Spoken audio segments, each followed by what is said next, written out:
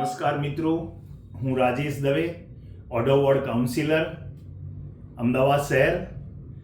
આજે આપણે આવકના દાખલા માટેની એક વાત કરી રહ્યા છીએ કે જનરલી આવકનો દાખલો દરેક જગ્યાએ એની જરૂર પડતી હોય છે.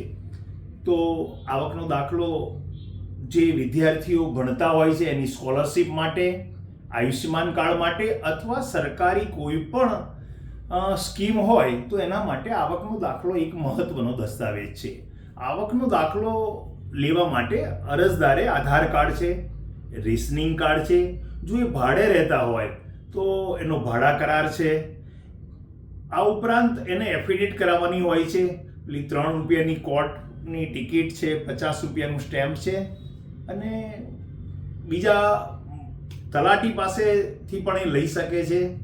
તલાટીના સહી સિક્કા કરાવી શકે છે. આવકના દાખલા માટે ફોટો પડાવવો પડે છે ત્યાં એમને જઈને. એવી રીતે આવકનો દાખલો આપણને મળતો હોય છે.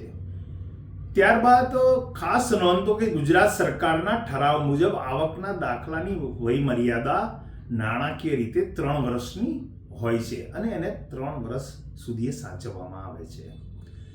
આ ઉપરાંત ધારો કે મેયર હોય, સાંસદ હોય, ધારાસભ્ય હોય, એમની પાસેથી પણ મળી જતો હોય છે. એમના ડોક્યુમેન્ટો આપવાના હોય છે અને નોટરીનો સહી સિક્કો કરાવવાનો હોય છે.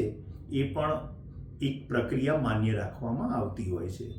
તો આ રીતનો એક આવકનો દાખલો છે એ ડિજિટલ ગુજરાત પર જઈને ઓનલાઈન એપોઇન્ટમેન્ટ લેવાની હોય છે અને એ એપોઇન્ટમેન્ટની રસીદના પુરાવા અને જે કોઈ વસ્તુઓ જરૂર હોય આવકના દાખલા એનું ફોર્મ પણ વિના મૂલ્યે મારી ઓફિસ પર મળે છે. આ મારી ઓફિસ છે ભારતીય જનતા પાર્ટી, સથવરા સમાજની વાડી, વિરાટનગર, ઓઢવ. કંઈ પણ તકલીફ હોય તો અમને જાણ કરો, અમે એમાં મદદરૂપ થઈ શકીશું. ભારત માતા કી જય, વંદે માતરમ.